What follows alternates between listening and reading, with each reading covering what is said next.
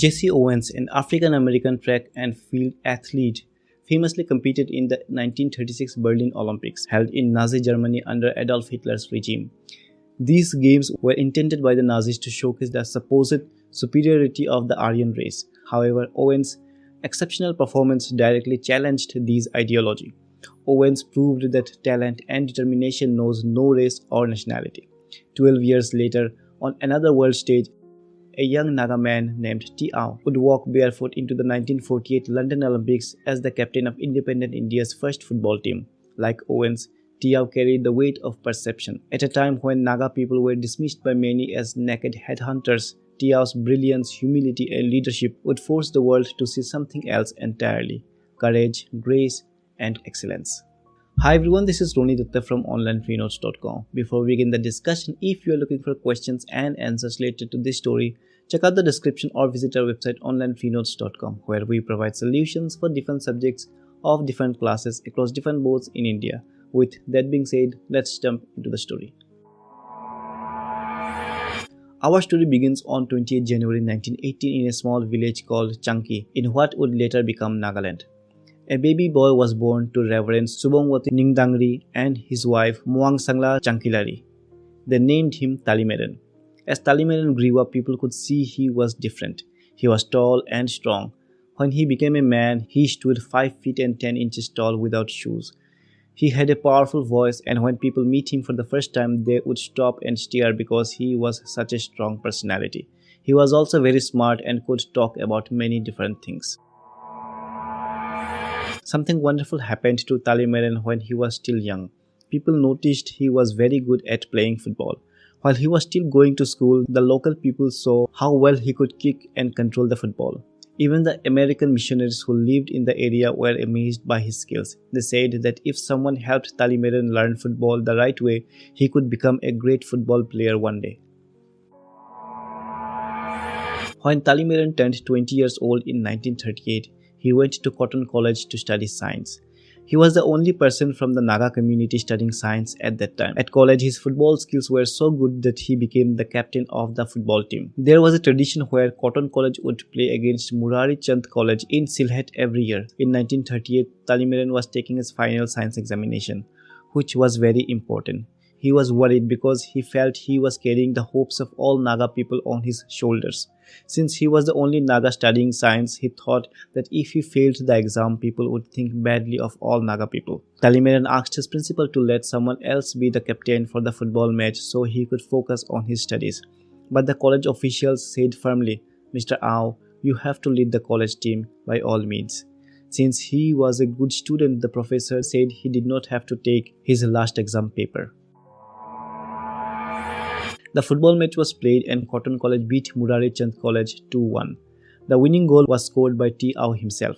During the game, Ao defended the ball so well that none of the players from the other team could get the ball away from him. This news spread very fast among all the football fans. People were shocked because Murari Chand College had been winning against Cotton College for 13 years in a row, but Captain Ao and his team finally brought the trophy back to Cotton College.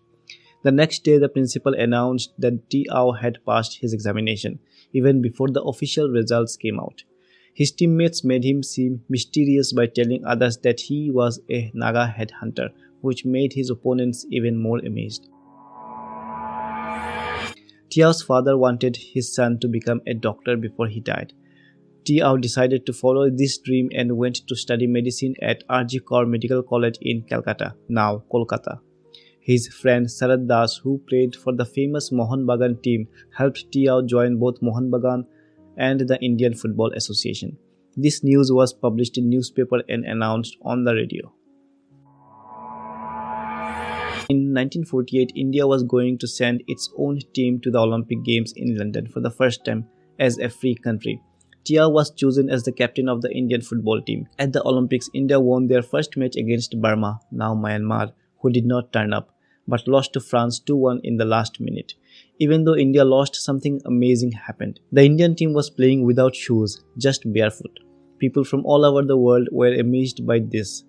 Ao was given a special title, Barefooted Genius. When a reporter asked him, "Mr. Ao, how do you play football without boots?" Ao gave a clever answer, "I play football, not bootball." After the Olympics, Tiao became very famous. He traveled to many countries to play football. In Dhaka, when Tiao decided not to play in a match to give his teammates a chance, the crowd became angry and started shouting, "We want Tiao, no play." The officials had to ask Tiao to play, and only then did the crowd become calm. Tiao's fame was very special because at that time many people thought Nagas were naked headhunters. But when Tiao became a football hero, people's minds changed completely.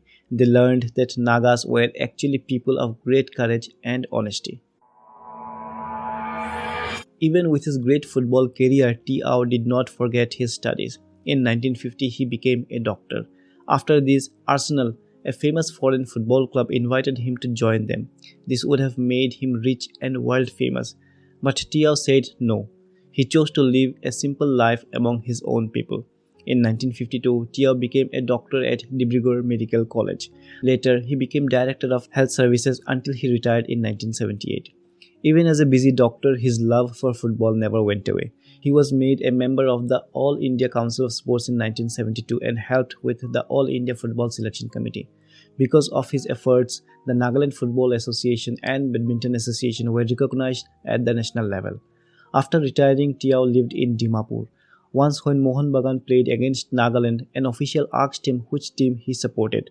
Tiao said quickly, "Well, Mohan Bagan is playing against the Nagas and I am Naga first." The Nagaland team won 1-0, making every Naga person happy. In 1956, Dr. Tiao married Dekim Dongal, a staff nurse. They had 4 children, 2 daughters and 2 sons. He aged gracefully and sometimes attended sports tournaments as chief guest. On 13 September 1998, after a brief illness, Dr. Tiao passed away in Dimapur.